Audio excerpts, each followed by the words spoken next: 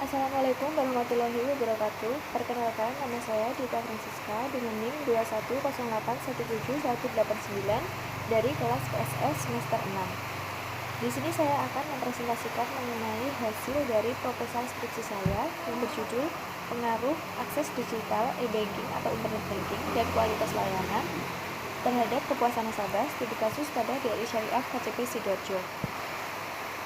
Untuk latar belakangnya sendiri yaitu Bank di Indonesia saat ini sudah menggunakan internet sebagai sarana untuk melakukan transaksi atau yang lebih dikenal dengan internet banking ini. Pada dasarnya, internet banking adalah merupakan suatu kontak transaksi antara pihak bank dan juga pihak nasabah. Transaksi dapat dilakukan oleh nasabah dari sembarang tempat dan waktu. Layanan internet banking memungkinkan nasabah melakukan hampir semua transaksi perbankan melalui media online ataupun internet. Untuk perbedaan penelitian ini dengan penelitian sebelumnya tentang internet banking dan kualitas layanan adalah menggunakan kepuasan nasabah sebagai variabel dependen atau variabel Y-nya. Oleh karena itu, penulis sangat tertarik untuk penelitian yang berjudul Pengaruh Internet Banking dan Kualitas Layanan terhadap Kepuasan Nasabah dan studi kasusnya pada BRI Syariah KCP Sidoarjo. Nah, untuk rumusan masalahnya sendiri ada 3, yaitu yang pertama adalah apakah ada pengaruh e-banking dan kualitas layanan secara parsial terhadap kepuasan nasabah di BRI Syariah KCP Sidoarjo.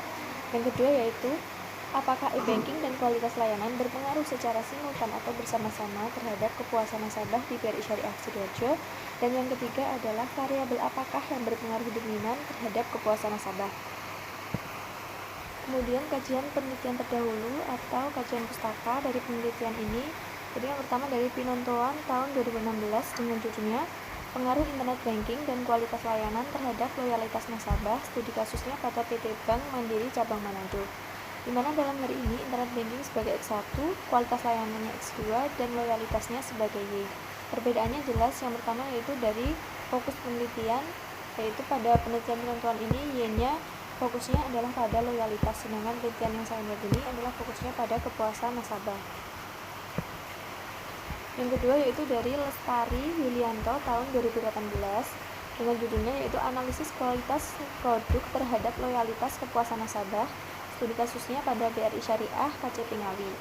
Di sini kualitas produk sebagai S1, loyalitas sebagai Y2, Y1, dan kepuasan sebagai Y2. Perbedaannya yaitu kalau dalam penelitian ini menggunakan 2Y, sedangkan penelitian yang saya teliti ini menggunakan 1Y dan juga fokus penelitiannya pun juga berbeda. Penelitian 3 yaitu dari Siti Nur Halimah dengan judulnya Pengaruh Internet Banking dan Kualitas Layanan terhadap Loyalitas Nasabah dengan Kepuasan sebagai Variabel Intervening, studi kasusnya pada BRI Syariah KCP Surakarta. Di mana di sini internet banking sebagai X1, kualitas layanan X2, loyalitasnya Y, dan kepuasannya adalah Z atau variabel intervening. Perbedaannya yaitu sama seperti penelitian terdahulu, yaitu variabel dan fokus penelitiannya, dan juga tempat ataupun lokasi penelitian. Kalau di sini di BRI Syariah KCP Surakarta, kalau yang penelitian saya itu di BRI Syariah Sidoarjo. Nah, kemudian untuk landasan teori yang saya ambil ada 3, yaitu tepatnya sesuai judul. Yang pertama adalah pengertian dari internet banking, lalu kualitas layanan, dan juga yang terakhir adalah kepuasan nasabah. Di sini pengertian internet banking sendiri adalah layanan yang memungkinkan nasabah bank untuk memperoleh informasi, melakukan komunikasi, dan melakukan transaksi perbankan melalui alternatif delivery channel media elektronik seperti ATM, phone banking, lalu EFT atau Electronic Fund Transfer, Electronic Data Capture atau EDC, Point of Sales, POS, dan Internet Banking serta Mobile Banking. Lalu landasan teori yang kedua yaitu mengenai kualitas layanan, di mana menurut Ciptono kualitas layanan dapat diartikan sebagai upaya pemenuhan kebutuhan dan keinginan konsumen serta ketetapan penyampaian dalam mengimbangi harapan dari konsumen. Lalu yang ketiga yaitu kepuasan nasabah.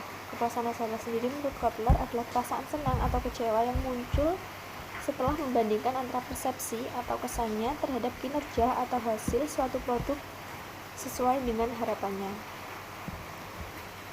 Untuk hipotesis penelitian ini ada 3 juga, yaitu yang pertama yaitu H1-nya adakah pengaruh internet banking secara parsial terhadap kepuasan nasabah di BRI Syariah KJP Sidoarjo. Yang kedua yaitu H0-nya tidak ada pengaruh internet banking secara parsial terhadap kepuasan nasabah di BRI Syariah KJP Sidoarjo. Yang kedua, H1-nya ada pengaruh kualitas layanan secara parsial terhadap kepuasan nasabah di BRI Syariah KJP Ponorogo. H0-nya tidak ada pengaruh internet banking secara parsial terhadap kepuasan nasabah di BRI Syariah KJP Ponorogo. Lalu yang hipotesis yang ketiga yaitu H1-nya ada pengaruh internet banking dan kualitas layanan secara simultan terhadap kepuasan nasabah di BRI Syariah KJP Ponorogo. Dan yang terakhir, H0-nya tidak ada pengaruh internet banking dan kualitas layanan secara simultan atau bersama-sama terhadap kepuasan nasabah di BRI Syariah KJP Sidoarjo. Metode penelitian yang saya gunakan sendiri yaitu penelitian ini menggunakan pendekatan kuantitatif, dan metode yang ditulis dalam penelitian ini adalah deskripsi kuantitatif, yaitu metode penelitian yang berusaha menggambarkan dan menginterpretasikan objek sesuai apa adanya ataupun real. Lalu variabel penelitian ini ada 3, yaitu X1-nya internet banking atau e-banking itu, yang kedua X2-nya kualitas layanan, dan Y-nya adalah kepuasan nasabah. Sedangkan populasi dalam penelitian ini adalah nasabah dari BRI Syariah KJP Sidoarjo. Metode pengambilan sampel dalam penelitian ini menggunakan metode time series design, yaitu desain penelitian yang bertujuan untuk mengetahui kestabilan dan kejelasan suatu keadaan yang tidak menentu dan tidak konsisten. Sumber data dalam penelitian ini ada 2, yaitu data primer dan data sekunder. Data primer dalam penelitian ini menggunakan 2 cara, yaitu observasi dan angket. Lalu yang terakhir adalah metode pengolahan dan analisis data yang digunakan dalam penelitian ini, yaitu ada uji asumsi klasik yang meliputi uji normalitas dan uji-uji yang lain yang memenuhi syarat uji asumsi klasik. Yang kedua yaitu uji hipotesis, ada uji T dan uji F. Dan yang terakhir adalah analisis regresi sederhana. Demikian presentasi proposal skripsi yang dapat saya sampaikan. Ada kurang lebihnya mohon maaf. Wassalamualaikum warahmatullahi wabarakatuh.